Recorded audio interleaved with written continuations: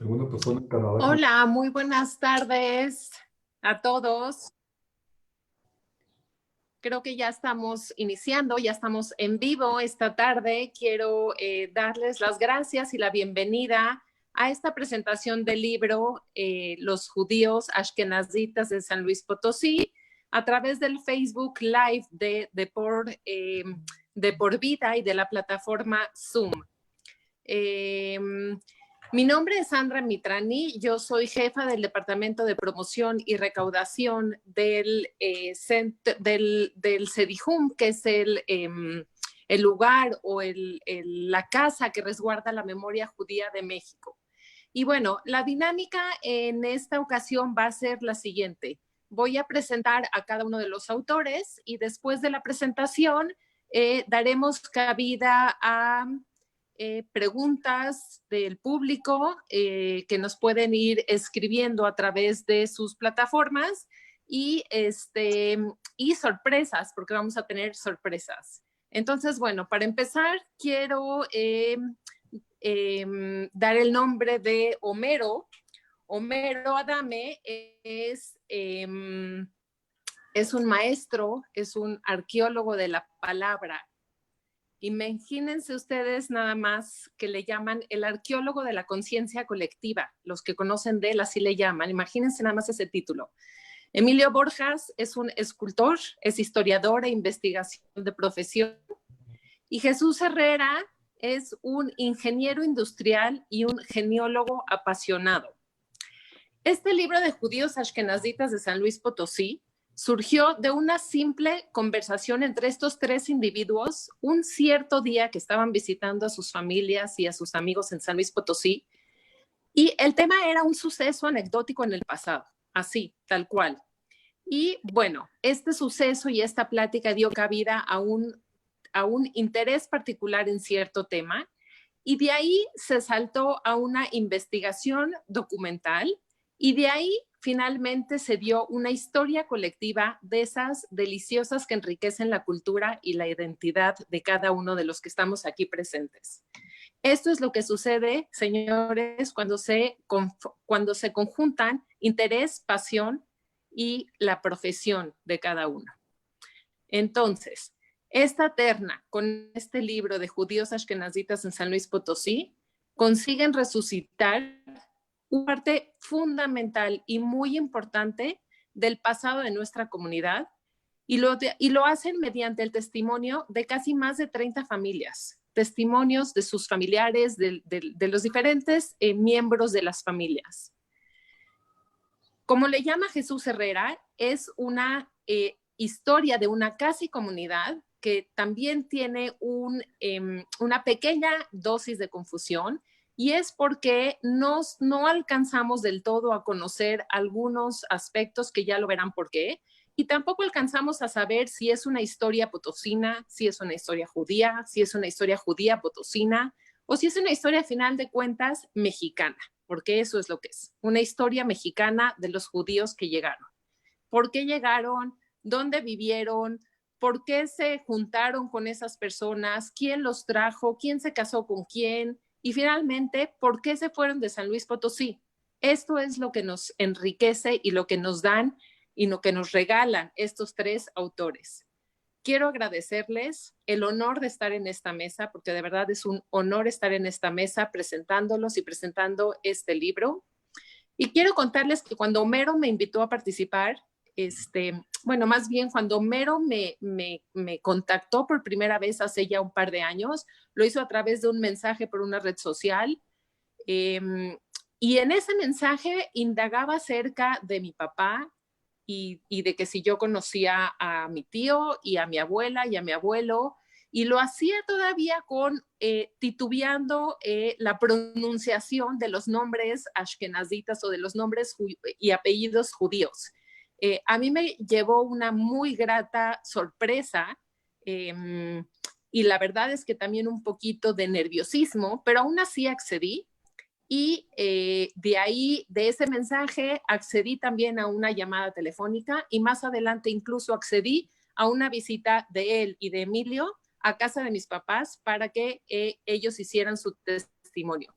Entonces, quiero de verdad agradecerles y quiero decirles que en esta época difícil que todos estamos viviendo por la contingencia sanitaria debido a la crisis mundial y debido a la crisis por el coronavirus y la enfermedad del COVID-19, que son tiempos difíciles y que nos hemos tenido que adaptar a nuevas circunstancias, quiero decirles que estas nuevas formas de reunirnos pues también traen oportunidades. Y ya verán por qué se los digo. Vamos a tener aquí una muy grata sorpresa porque estando todos y cada uno de ustedes en sus casas, vamos todos a visitar la casa de uno de los ponentes, de uno de los autores de este libro, y ya verán por qué es muy interesante la visita a esta casa. Entonces, los dejo y empezamos con Homero. Hola, buenas tardes. Pues muchas gracias al Deportivo por invitarnos a hacer esta presentación. Yo en lo personal tengo muchos años como escritor, he publicado algunos libros y he tenido muchas presentaciones. Como dice, ya tienes un poco de callo en esto, ¿no? Pero para mí esta es la primera vez que estoy haciendo una presentación desde mi escritorio, con mucha gente, pero viéndolos en una pantalla, porque la costumbre obviamente es estás en una mesa con mucho público o poco público, y los colegas a un lado, los presentadores, los moderadores y demás. Es una dinámica muy distinta y eso pues obviamente no, en esta ocasión pues es algo inédito para mí y bueno, ya lo puedo palomear. Como dice Sandra, originalmente yo viví en San Luis Potosí, me mudé hace 3 años de allá. Y por muchos años yo había escuchado una historia de los judíos de San Luis, pero era una historia muy vaga. Y en cierta ocasión, platicando con Emilio, a quien lo conocía desde mucho tiempo, salió el tema de los judíos y de un asesinato. Y él sabía la historia, yo sabía la historia, y por pura ocurrencia pues nos dimos a la tarea de salir a la calle a preguntar a los comerciantes, a la gente mayor, qué se acordaban de esa historia, ¿no? Y obviamente sí se acordaban tanto del asesinato y de los judíos en general y de algunos apellidos en particular. Entonces empezamos a recabar un poco de historias, de recuerdos de la gente, y eso nos hizo pues tomarlo con más seriedad y tratar de hacer un estudio más profundo, pero sobre todo desde el lado judío. O sea, empezamos a rastrear los apellidos que nos iban dando la gente en San Luis y empezamos a buscar los apellidos judíos pues a través de las redes sociales. La primera familia con la que contactamos fue los Medrés, a través de Miriam. Ella radica en Monterrey y respondió a mis respuestas, a mis preguntas, y nos ofreció una cita con su papá en México. Fuimos a Emilio a México, nos conocimos a ellos, y a partir de entonces se hicieron más contactos por los primos, familiares, amigos, conocidos y demás. Luego, como dice Sandra, apareció, o sea, contacté a Sandra y también fue muy interesante porque mientras Miriam y los Medrés eran, digamos, la representación polaca de los judíos potosinos, el caso de Sandra eran así como la representación lituana, porque los Karchmer llegaron de Lituania y estuvieron poco tiempo en San Luis, y a partir de ahí, pues, se fueron hilvanando las familias, las historias y demás, y en eso se integra Chuy al proyecto, y lo vino a enriquecer porque Emilio y yo teníamos, la historia documental, yo estaba trabajando la historia oral, y nos faltaba la parte de las familias y todo, y Chuy es especialista en genealogías y también en encontrar archivos raros, ¿no? Entonces ahorita él les explicará más adelante. Y así pues seguimos haciendo muchísimas visitas. Yo hice más de 100 entrevistas, muchas en México, muchas por internet, o sea, por Messenger, en Estados Unidos, en Canadá, en Israel. Y en la Ciudad de México, obviamente las presenciales son más ricas porque estás con alguien, Fuimos a la casa de Marta Markovich o Marta Nurko. Jordi Sod nos recibió también. Los Alleran, las hermanas Alleran nos recibieron, nos reunimos. Y luego con otras personas, pues haciendo contactos y más información y total. Y lo que quisiera hacer ahorita rápidamente es mostrar más o menos cómo llegaron a San Luis Potosí, porque sabemos que el primero que llegó fue León Sod. León Sod es voy a mostrar una fotografía. A ver si aparece por aquí. No, ¿sí se ve la fotografía? En 1923 llega León Sod y Amalia Subker. Ellos llegan de Polonia, de Białystok, y nadie sabe por qué llegó, no sabemos por qué llegó él a San Luis, pero el hecho es de que llegó a San Luis y se estableció ahí. Y después de León Sod,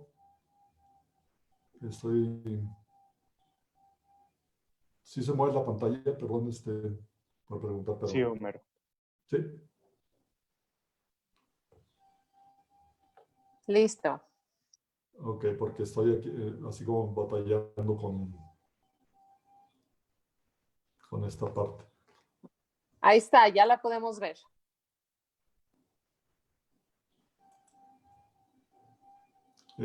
Bueno, decía, el primero en llegar a San Luis fue León Sod en 1923 y luego, obviamente, él se trae a su parentela, ¿verdad? Nada más que ya perdí mi pantalla. Bueno, creo que perdí mi imagen que tenía. En 1924 llega Salomón Blanc, que es primo de León Sod. Y en ese año también llega Abraham Bruckman, que él llegó de Ucrania. Y no tenemos ninguna conexión con los ucranianos, ni con los polacos o con los lituanos. Y se nos ocurre pensar que posiblemente venían en el mismo barco, Salomón Blanc y Abraham Bruckman. Y en algún momento, pues Salomón Blanc le habrá contado a Bruckman que en San Luis Potosí hay muchos judíos y todo eso. Entonces, y Abraham Bruckman, posiblemente sin saber por qué venía a México, pues decidió ir a San Luis, le gustó y se quedó. Y luego él se trae a su cuñado, Leonardo Kovicher.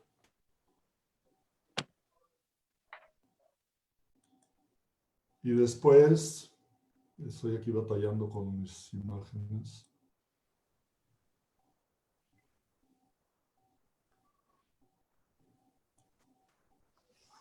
O sea, después de Leonardo Kovicher, en 1925 llega Gregorio Chapiro. En 1926 llega la familia Blanc, Shlomo Blankstein e Ita Schlacht, que son los padres de Salomón Blanc. Después, en 1926, llega Jaime Medrés. A ver, estoy aquí batallando de nuevo con las pantallas. ¿No te está permitiendo? No. Sí se ve, yo no la veo compartida, pero... Bueno, continúo verbalmente. En 1926 llega Jaime Medrés y Sara Blanc, y en el mismo barco llega la familia Sod Blankstein. O sea, todos los hermanos y los papás de León Sod llegan todos juntos en 1926. También en 1926 llega Abraham Itzkovich, que él también era de Białystok, y se casa en San Luis con Rebeca Sod. En 1927 llega Mendel Svilich con su esposa Rosa Chapiro y sus hijas Anita y Graciela. Ellos son traídos por Gregorio Shapiro desde Polonia. Y luego en 1927 llega un personaje de Lituania llamado Alexander Susmanus Klevesas. Este personaje pues, es vital para la historia de San Luis porque en particular él es de los judíos que más tiempo estuvo viviendo en San Luis. De hecho es el último de toda la generación ashkenazí que se queda allá, ¿no? Después, en 1928 llega el primero de los Wilk, que fue Jaime Wilk. Y en 1928 llega otro personaje muy importante que es Yelka Sondelevich. Y es interesante el caso de Yelka Sondelevich porque sabemos que él llegó a México y luego anduvo aquí en San Miguel de Allende y luego se fue a Charcas, San Luis Potosí, hasta que finalmente llega y se establece en San Luis Potosí y se casa con Ana Shapiro. Y ya es la familia Sondelevich, que es también de las importantes en San Luis. Pero a mí se me hace que Yelka Sondelevich ha de haber llegado en 1924 o 1923 junto con León Sod, pero no se vino a San Luis. Primero anduvo en otros lugares hasta que llega hasta acá. Después, en 1929, tenemos a Pere Kewes, que llega con su familia. Pere Kewes era hermano de Klevesas. Después también en 1929 llegan más Shapiros. Lázaro Shapiro llega casado con Raquel Krivitsky. Este apellido Krivitsky ahorita lo volvemos a mencionar. Llega Isaac Shapiro y después en 1930 llega Enrique Zulker. Enrique Zulker es uno de los parientes de León Sod. Era primo de la esposa de León Sod, de Amalia. En 1931 llega Efraín Markovich. Efraín Markovich se casa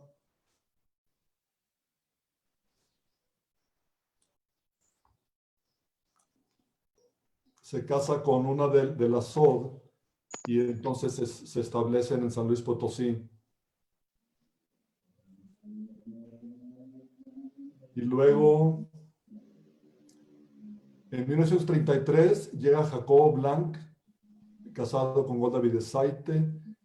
En el 34 llega Rubén Wilk, que lo trae su hermano, que ya estaba en San Luis. También en el 34 llega Moisés Woldenberg, casado con Adela Markovich. A ver, ya están empezando a aparecer las fotografías por aquí. Nada más que estas las voy a pasar muy rápido porque ya ando muy adelante en las imágenes. Entonces estaba con Moisés Woldenberg y Adela Markovich. El caso de los Woldenberg es interesante porque ellos tienen muy poca presencia en San Luis y de hecho la gente con las que hemos platicado no ubican a los Woldenberg con San Luis. A los Woldenberg todo el mundo los ubica con Monterrey, pero bueno, sabemos que estuvieron algún poco de tiempo en San Luis por el enlace con Markovich, con Efraín. Aquí está Rubén. Este es Moisés Woldenberg y Adela Markovich. Más adelante, en 1935, llega Enrique Arniz, que es el primero de esa familia. Curiosamente es de las familias que no pudieron rastrearlas, no encontraron de sus descendientes. Y aquí está la familia de Sandra. En 1938 llega Manuel Karchmer con Jaya Krivitsky y sus dos hijos, que son Samuel y Raúl. Y el más pequeño, él nació ya en la Ciudad de México. Hace rato mencioné el apellido Krivitsky, que le voy a volver a citar. Jaya Krivitsky era hermana de Raquel Krivitsky, casada con Lázaro Shapiro. Entonces los Karchmer llegan a San Luis gracias a Lázaro Shapiro.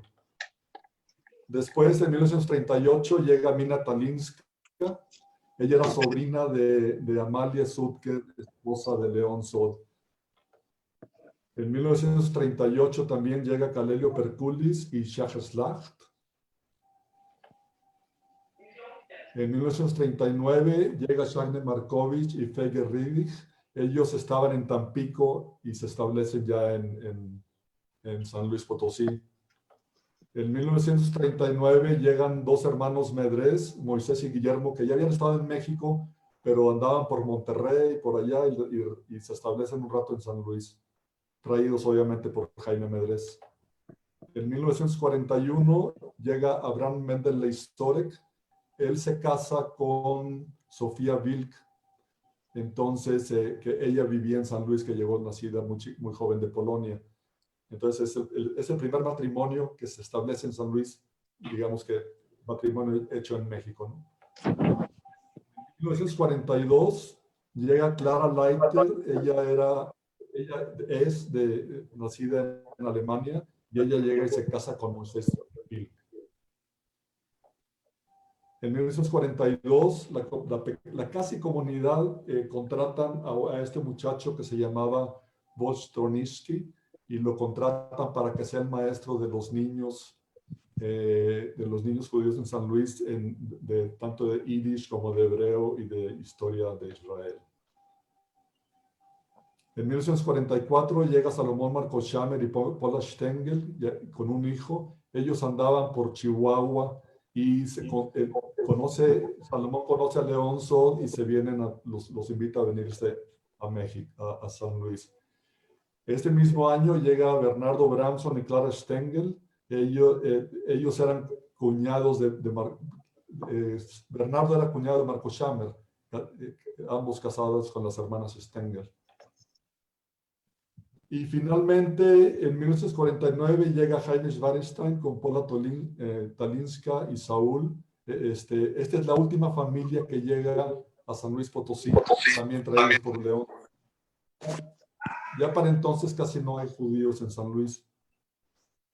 Entonces, así para concluir esta visita rápida, el primero que llegó fue León Sod, y el último que estuvo fue Clevesas. Él murió en San Luis en 1974 y lo llevaron a sepultar a la Ciudad de México. Pero quisiera añadir un par de datos. El primer niño judío que nació en San Luis fue Abraham Kovitcher-Sulzer en 1925 y falleció en 1985. Y la primera niña judía que nació en San Luis fue Carmen Medrés en 1927. Y el último niño judío que nació en San Luis fue Samuel Bramson Stengel. Ok, entonces por mi parte en este momento es todo. Le paso la estafeta a Chuy. A ver, deja de compartir la pantalla para... Listo.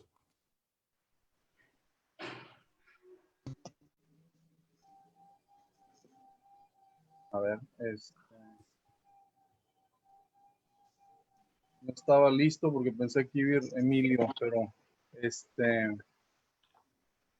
bueno, yo soy Jesús Garza, vivo acá en Carolina del Norte, en Charlotte, y eso fue un reto en el proyecto, debido a que Emilio estaba en San Luis, Homero en San Miguel de Allende, y yo estaba en Charlotte, y eso complicó un poquito la logística. Pero creo que hicimos un muy buen trabajo. Esta vista que están viendo aquí es las calles de San Luis Potosí, más o menos cuando llegaron los askenazitas a la ciudad. San Luis venía de un proceso después de la migración española para las minas y para las haciendas. Entonces veníamos con una nueva dinámica de gente europea llegando a la ciudad. El proyecto empieza con esta relación de rentas. El centro, pues vamos a decir que el centro judío en San Luis se llama el Palacio Mercantil, que es un edificio construido a principios de 1900, en el cual la parte alta son espacios para casa habitación y la parte baja son comercios. En esta relación de rentas que se encontró en 1943, aparecían los nombres en los espacios comerciales, León Sod, Tobías Sod y Jacobo Sod, y el señor Sundelevich. Y en los espacios de casa habitación tenemos a Guillermo Medrés, Jaime Medrés, Moisés Vilk, Jaime Vilk, León Sod y Jacobo Sod. Con esta lista fueron los primeros apellidos que encontramos y sobre esto se empezó a hacer la investigación de las familias. Les voy a enseñar. Este es un árbol genealógico que yo tengo donde puse como papá a San Luis Potosí y cada una de estas son las familias que se fueron, que fuimos investigando. Entonces ustedes pueden ver de 4 familias que empezamos, llegamos a más de 30. ¿Sí? Entonces, ese es todo el árbol que yo tengo armado. Empezamos a investigar primero los nombres y los apellidos. Generalmente cuando llegaban a Puerto, en este caso Veracruz, muchas veces se cambiaban los nombres o los apellidos para hacerlos más, más hacia el idioma español. Hay un dato aquí que dice, cuando Isaac hablaba de Calelio, el papá de Mary Perculis y Benito, nos tirábamos de la risa porque decía, ¿cómo es posible que alguien se llame Calelio? Ese nombre no existe. Eso nos lo dijo Miriam Snodwell.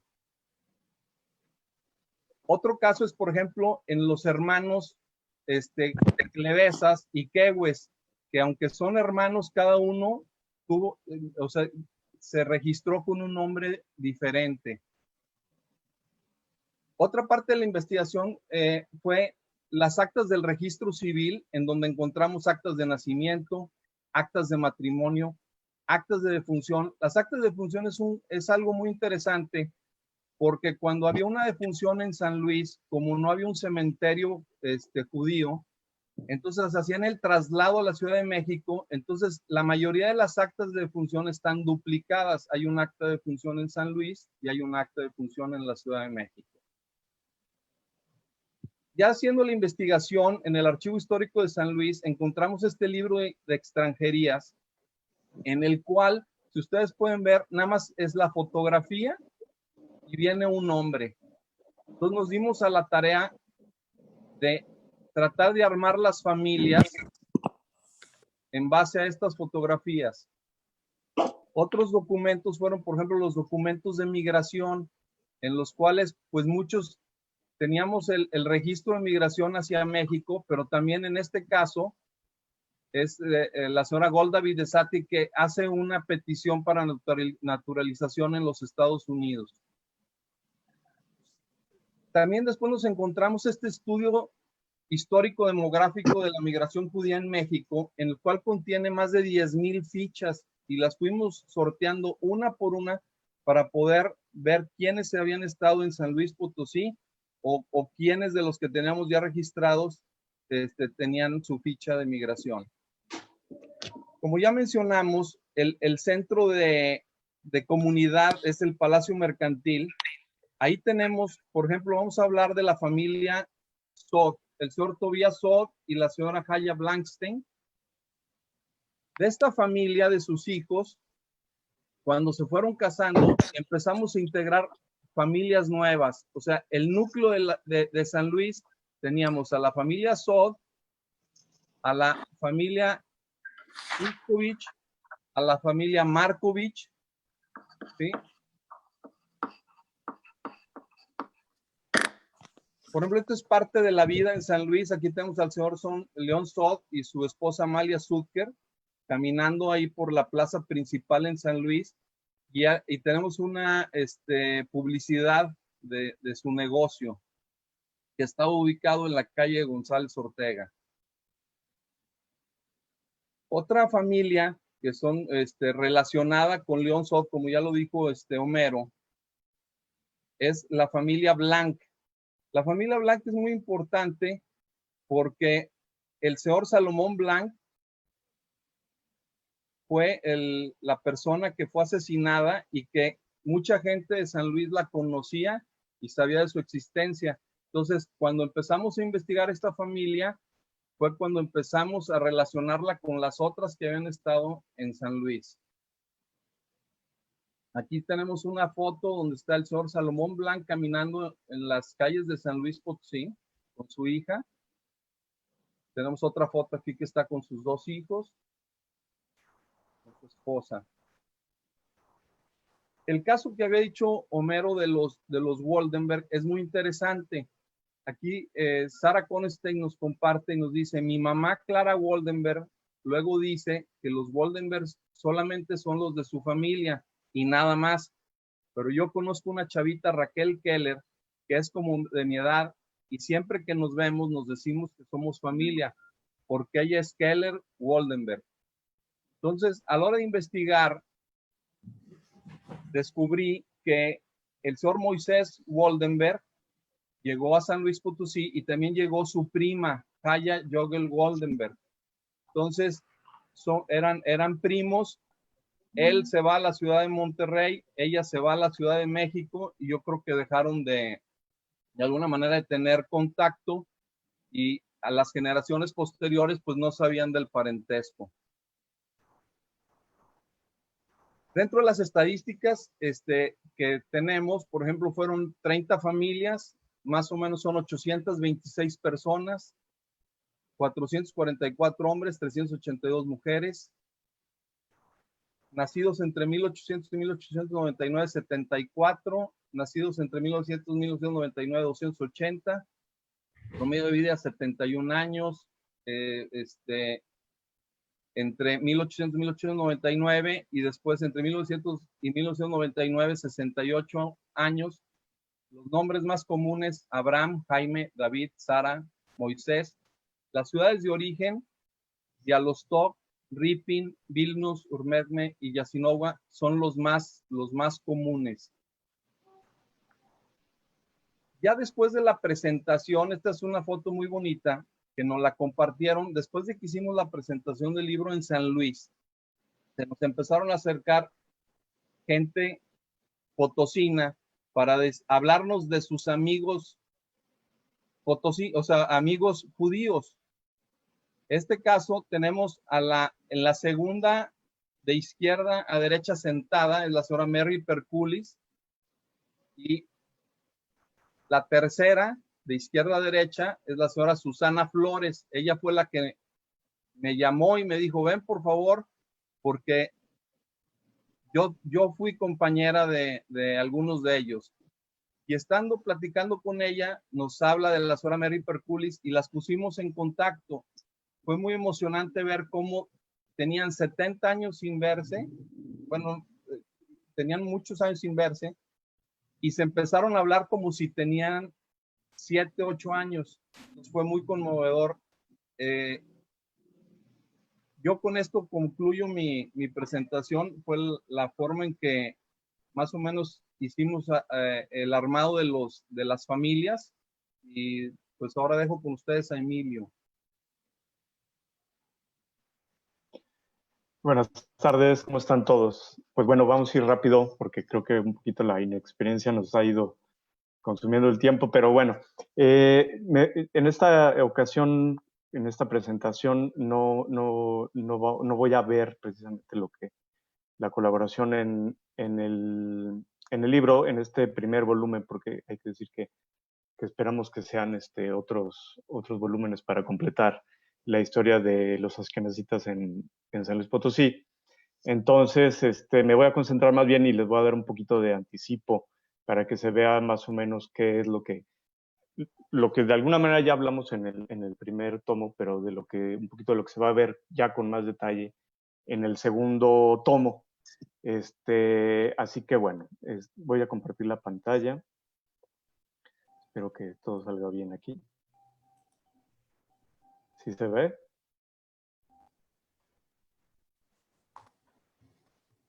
¿Ya se ve en la pantalla? No. Vemos a Chu y a mí. Al que habla, ponle compartir ya. Ahí está. ¿Ya se ve? Bueno. Ok, perfecto.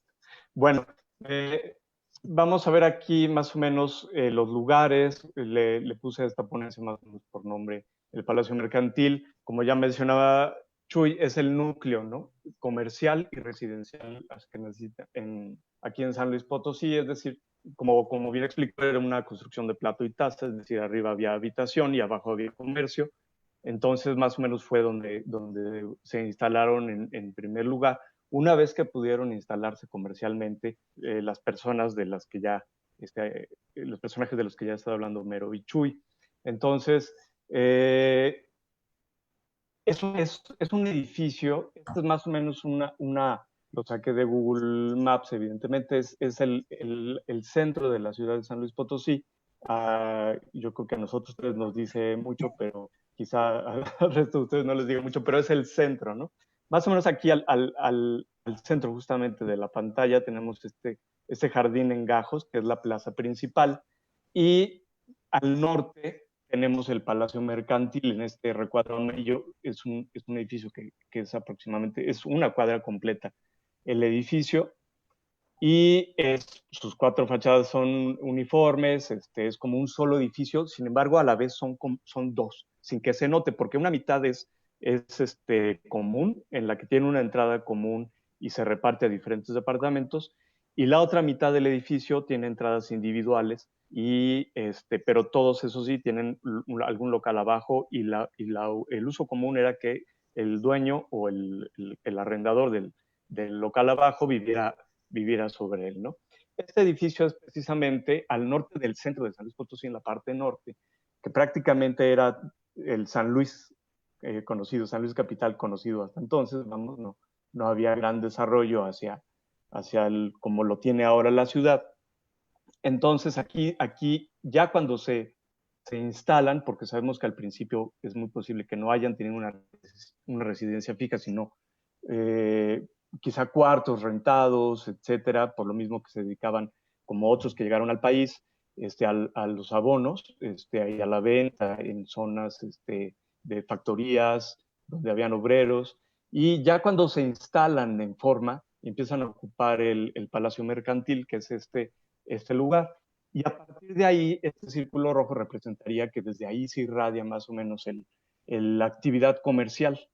Ya fuera que desde ahí salieran, siguieran partiendo para vender productos, incluso ya algunos de los ventas tienen empleados que ahora ocupan las bicicletas para ir a vender sus productos a fábricas como la Zarco, etcétera. Y más o menos así crece el círculo cada vez mientras más se instalan, pero sin embargo el núcleo sigue siempre siendo el Palacio Mercantil. Este recuadro amarillo, que está en sintonía con el Palacio Mercantil, es más bien cómo se extienden residencialmente. Ya una vez que algunos dejan el Palacio Mercantil, empiezan a irse hacia la zona oeste de la ciudad para cruzar esta frontera, que era una corriente de agua temporal, no siempre estaba, y que era hacia donde se desarrollaba la ciudad para en su crecimiento y modernidad, sobre todo siguiendo la avenida Venustiano Carranza, que era la avenida, por decirlo así, insignia de la ciudad, y hacia los nuevos fraccionamientos, como era precisamente la colonia moderna y el barrio de Tequisquiapan, barrio antiguo, pues, sin embargo, que se estaba poblando entonces. Entonces, más o menos podemos decir, redonda, uniforme el crecimiento comercial. Sin embargo, el desarrollo habitacional fue totalmente en otro sentido, ¿no? Este es el Palacio Mercantil en su esquina noroeste.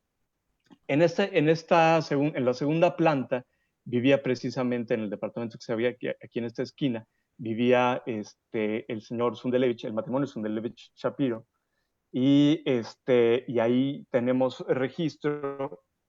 Gracias a esta fotografía fuimos deduciendo que era justamente ese departamento. Pudimos entrar, hoy es una bodega, lamentablemente en muy mal estado, pero pudimos ya determinar que es ese departamento donde vivió la familia. Y esta es una de las reuniones precisamente de aquellos que eran de origen lituano, en casa precisamente de los Sundelevich Shapiro. Y esta es la puerta interior hacia el departamento de los Sundelevich Shapiro, esa puerta que está en ese rincón. Son departamentos muy grandes, son pisos prácticamente. Estamos hablando de más de 200 metros cuadrados, aproximadamente unos 240 metros cuadrados cada departamento. Entonces es un laberinto en realidad entrar ahí, muy grande. Y por ahí se entra. Se entraba por una puerta común y un pasillo. Hoy día algunos restaurantes ocupan esa zona, por eso vemos ahí un expendio de hielo. Pero ese pasillo llevaba una escalera, por decirlo así, monumental, que repartía los departamentos en la planta alta, ¿no? Entonces, estos eran los lugares por los que ellos entre los 20, 30, 40 estuvieron circulando de manera cotidiana. Esta es la esquina opuesta del edificio, sobre la misma calle de Julián de los Reyes, donde tuvo su negocio precisamente el señor Sundelevich y su esposa, la señora Hanna Shapiro, que era la ferretería La Palma. Actualmente sigue siendo ferretería, está también acreditado el lugar como ferretería que sigue siendo tal. Sin embargo, pues la familia Sundelevich la dejó desde hace ya, me parece que desde los años 40, ¿no? Pero este es el local que era precisamente de ellos en otra de las esquinas, ¿no? Estos son los accesos precisamente individuales, a casas individuales, a pisos individuales. Una puerta, son puertas gemelas, escaleras gemelas, pero conducen a departamentos diferentes. En el que vemos con el número 10, bajo el número económico 115, era donde vivía el matrimonio de la señora Blankstein con el señor Sot, Tobias Sot y Jaya Blankstein, padres de León Sot, y ahí vivían también con su hijo Nahum, es precisamente desde donde yo estoy transmitiendo. Desde aquí estoy hablando, desde arriba de esa puerta prácticamente, desde el piso que sigue estoy transmitiendo yo. En la otra puerta, en la puerta que veíamos a la izquierda, vivía la familia Itzkovitz. Todd, evidentemente es el señor Abraham Itzkovitz, que ya había mencionado Homero. Es el yerno de Tobias y de la señora Jaya Blankstein. Tobias y Jaya Blankstein. Y de este lado a la izquierda vemos a la señora Rebecca Sot, hija de ellos dos y hermana de León Sot. El departamento estaba conectado por una puerta, que aún existe la puerta, nada más que ya está ahora bloqueada. No me quieren tanto los vecinos como para dejarme entrar, pero está ahí la puerta todavía de manera bloqueada, ¿no? Precisamente, a lo mejor, si alguien por ahí que nos esté viendo y escuchando tuvo alguna infancia en este edificio, que es muy posible, recordará estas escaleras que son las de los departamentos individuales. Cada departamento, cada piso tenía una escalera de este tipo, es decir, hay 5 en una mitad, en un extremo del edificio, ¿no? Ahorita está en un estado un poco lamentable. Y bueno, esto es importante mencionarlo, el edificio estaba muy bien ubicado porque estaba a un costado del edificio de correo, donde pues precisamente seguro estuvieron recibiendo constantemente ellos su correspondencia. También estaba muy cerca de este edificio, la central de abasto. Entonces era un lugar, por decirlo así, neurálgico, que sigue siendo hasta la fecha, ¿no? Hasta la fecha esta es la zona más poblada del centro, la zona más popular, y donde un comercio puede precisamente tener más éxito, ¿no? El crecimiento de los comercios, si lo ubicáramos más o menos por puntos o triángulos rojos, como lo estoy haciendo yo aquí, ahí tenemos en ese triángulo, en el Palacio Mercantil, tenemos la ferretería La Palma, en el extremo, en una de las esquinas del Palacio Mercantil, también donde se establecieron los SOT en la esquina de Ortega y Morelos, como mencionaba Chuy. Tenían 2 locales, después tenemos también otro del señor Clevesas, también mencionado. Más al norte teníamos al señor Lázaro Shapiro, más al sur tenemos al señor Salomón Blanc. Tenemos también por acá, es un local, los locales se ocupaban muchas veces por varias familias y se lo iban transmitiendo. Este local último que apareció estuvo ocupado algún tiempo por el señor Medrés y luego también estuvo ocupado por el señor Perculis, y pues al parecer era una costumbre normal y que bueno, no es difícil todavía de encontrar, ¿no? Por aquí estuvo también el señor Medrés en otro local y a su costado el señor Jaime Vilk. Por acá la vinatería del señor León Sot, la mueblería del señor Boldenberg en la calle de Juan Sarabia. Es decir, tenemos más o menos ubicados todos, hemos ido ubicando los departamentos, donde estuvieron los establecimientos de todas estas familias que hasta ahorita les han mencionado los compañeros, ¿no? Aquí los triángulos y la flecha amarilla señalan, bueno, más bien las residencias, ¿no? Las zonas residenciales, los lugares que ocuparon, un poco más dispersos, pero tendieron a irse hacia la zona oeste de la ciudad, como les decía, hacia lo que es hoy la colonia moderna en la ciudad. Aquí tenemos un ejemplo más o menos de cómo se constituían las sociedades.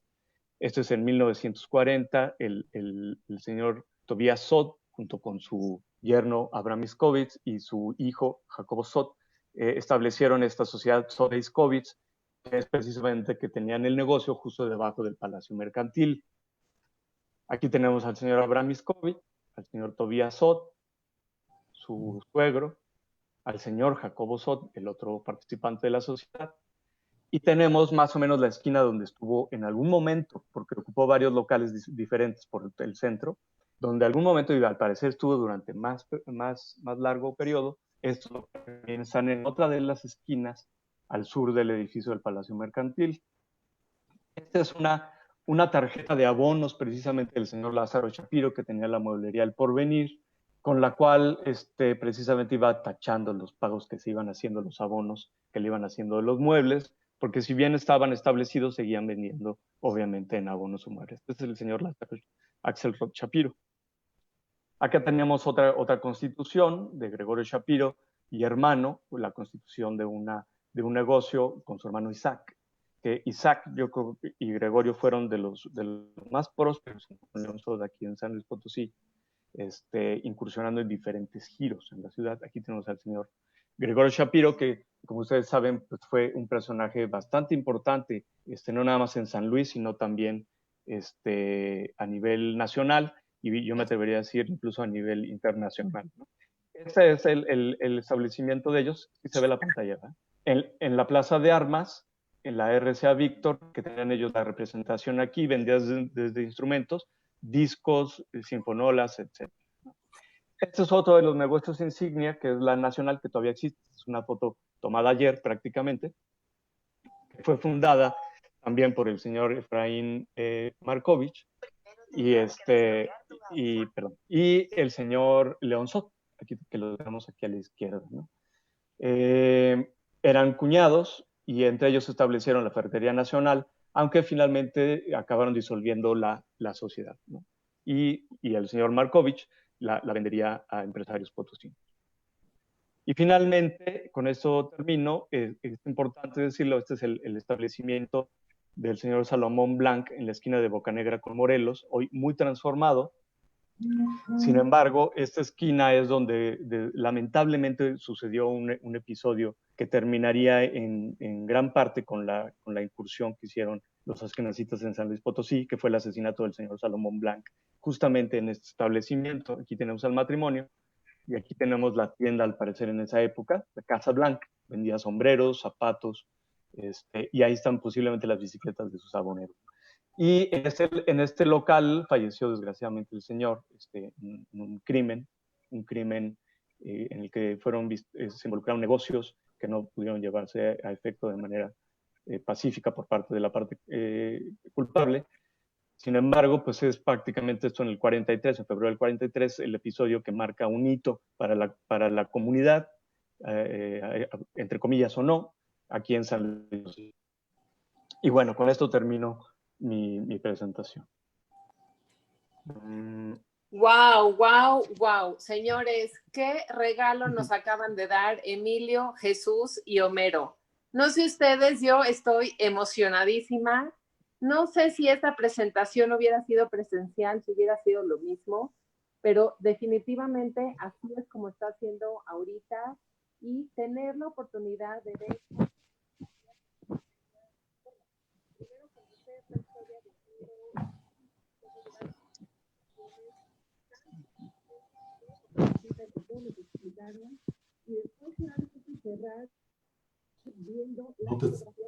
No te oímos, Sandra.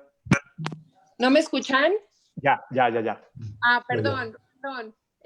Pues nada, estaba diciendo del regalo, ¿no? De cómo es esto, que no sé si hubiera sido presencial, si hubiera sido diferente.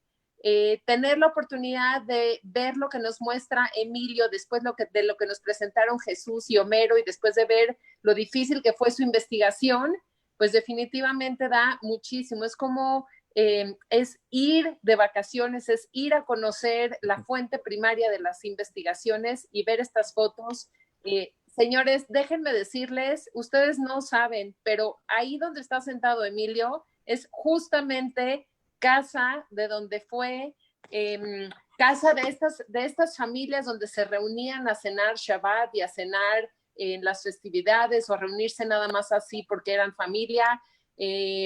Ahí mismo donde está Emilio se sentaban los señores Todd, los señores Blanc, los señores Medresh, Markovich, Itzkovich. Entonces, verdaderamente tener a un personaje que escribe este libro sentado donde nuestros antepasados vivieron, pues definitivamente a mí me pone la piel chinita.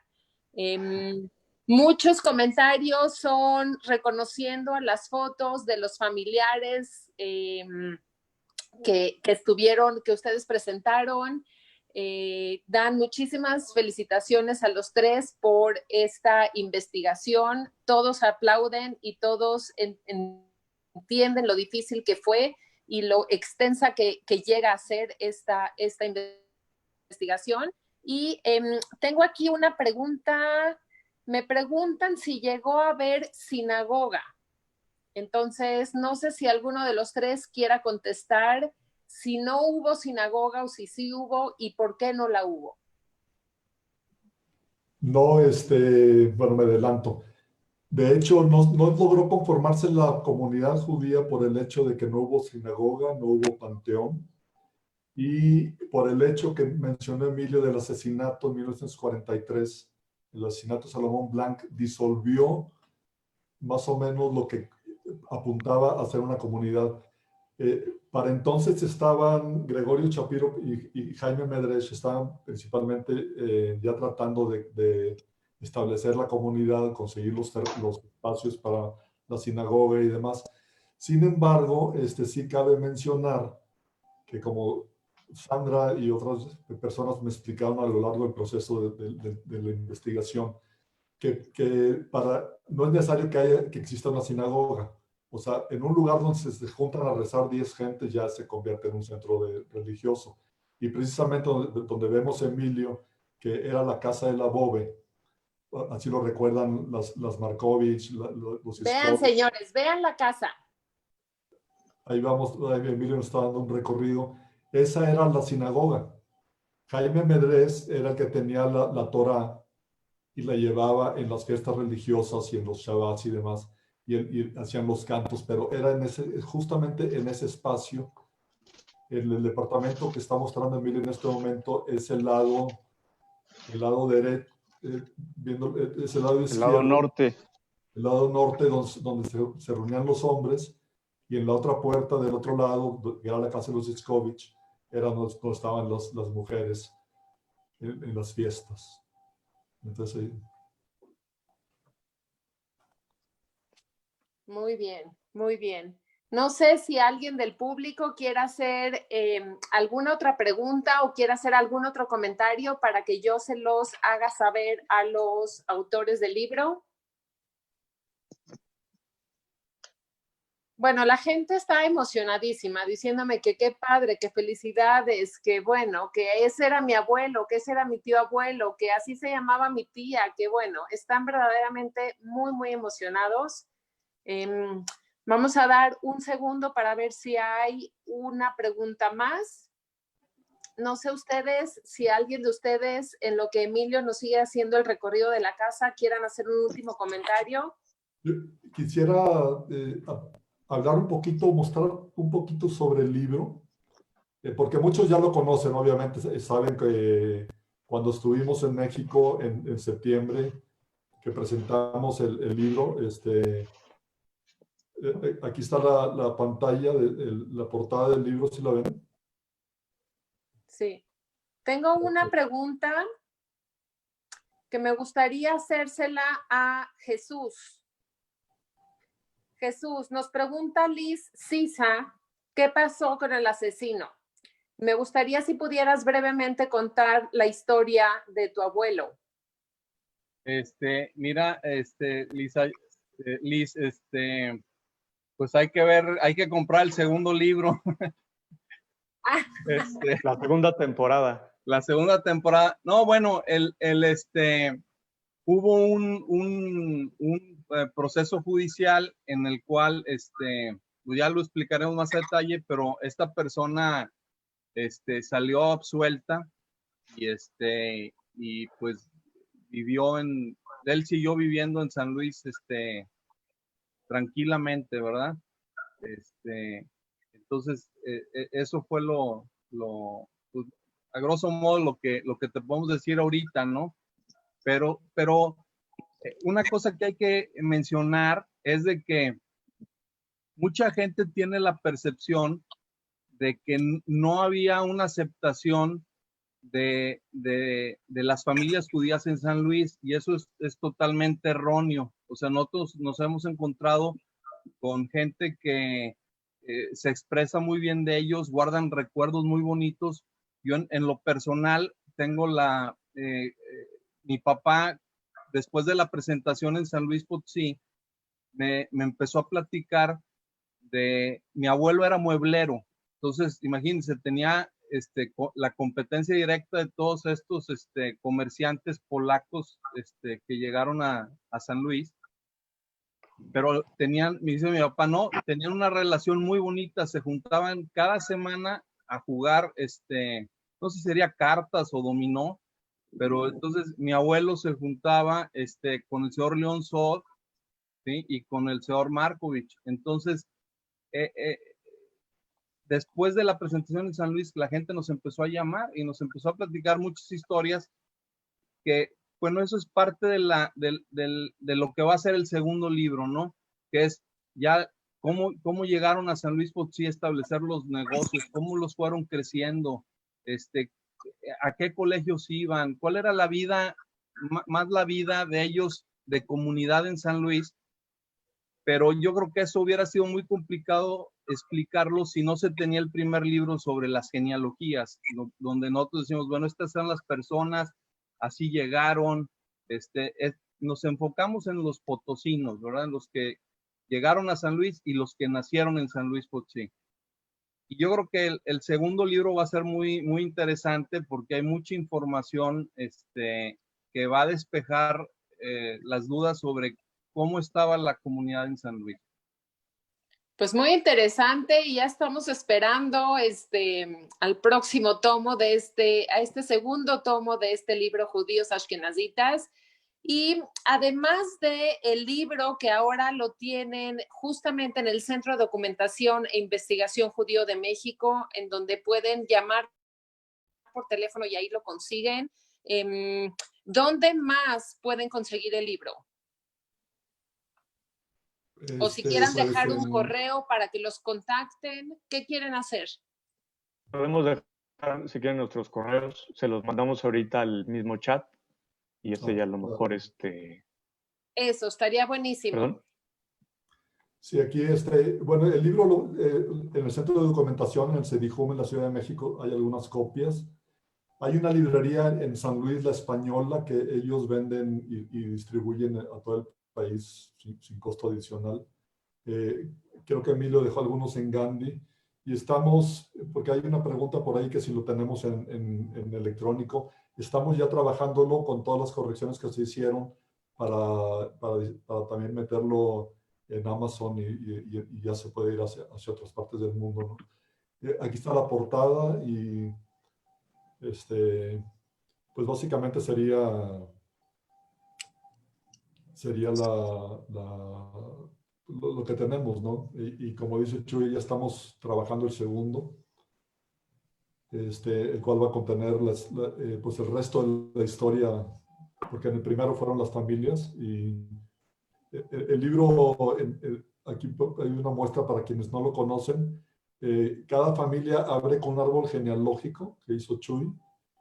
Ponemos en este caso de los Vilk Sulak y los Babi, la Chaya Babi, con una foto de la familia. Luego el cuerpo del libro vienen las historias que la gente nos fue contando sobre la generación migrante o la generación nacida en San Luis, como el caso de Celia Sot, que es de las nacidas en San Luis. Hay otras páginas que no traen fotografías, o sea, son puro texto, son puras citas de lo que nos fueron contando. Hay una cita sobre Jaime Medrés que nos hizo Miriam. Y luego algunas familias terminan de esta manera. O sea, cuando había mucho espacio en blanco, pues nos facilitaban fotografías para agregarlas y no tuviéramos tantos espacios desperdiciados. Estas son las Markovich Sol, las hermanas, y Salomón el hermano. Entonces, bueno, ya está la famosa bóveda, la Haya Blankstein. Pues ese es el corpus del libro, ¿no?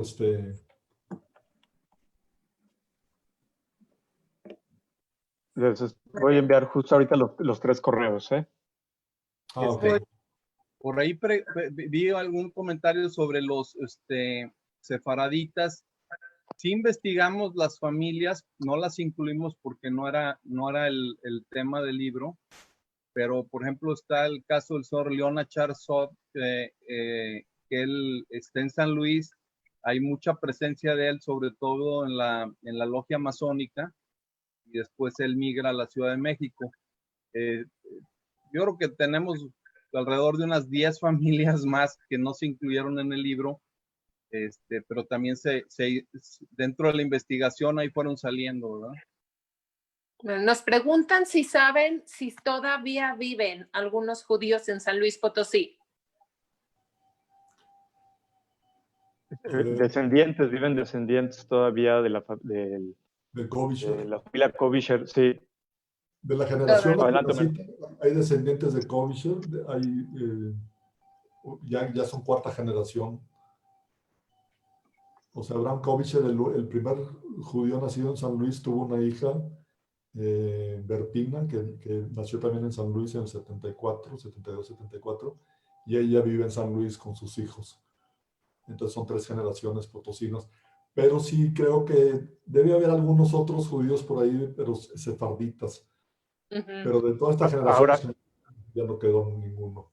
Más que y hay bastantes establecimientos, ¿verdad? En el centro hay establecimientos comerciales, pero al parecer solo vienen muchas veces de visita a los negocios, pero no radican aquí.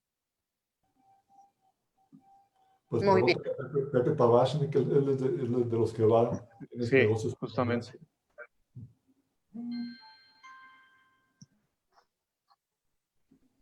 Muy bien, muy bien. Pues, los correos electrónicos.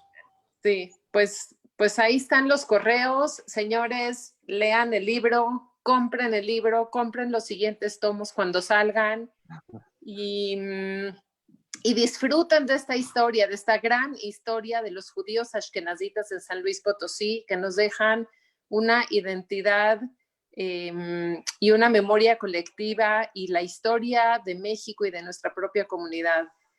Señores, muchísimas felicidades por esta presentación, que sigan los éxitos, que vengan muchísimas más y no sé si quiera cada uno despedirse.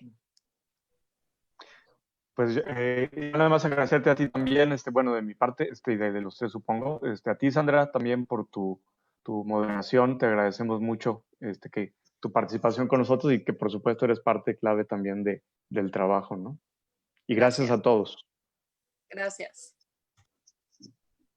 Bueno, Tú, Homero. Acá un saludo desde Estados Unidos, y les voy a dejar tarea, que algo que me sigue dando dolor de cabeza, si alguien conoce a Enrique Burak, el comentarista de deportes, él nació en San Luis, pero no sé qué relación tenga con esta comunidad, si alguien me puede decir.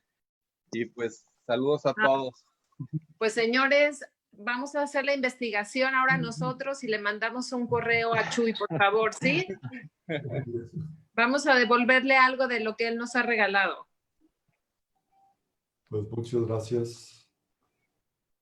Pues listo, gracias al Deportivo por habernos permitido presentar este libro y pues ahora los dejamos de vuelta con ellos. No sé cómo termina la verdad esta sesión. Dejamos la conversación, ¿verdad? Salimos, ¿no? Pues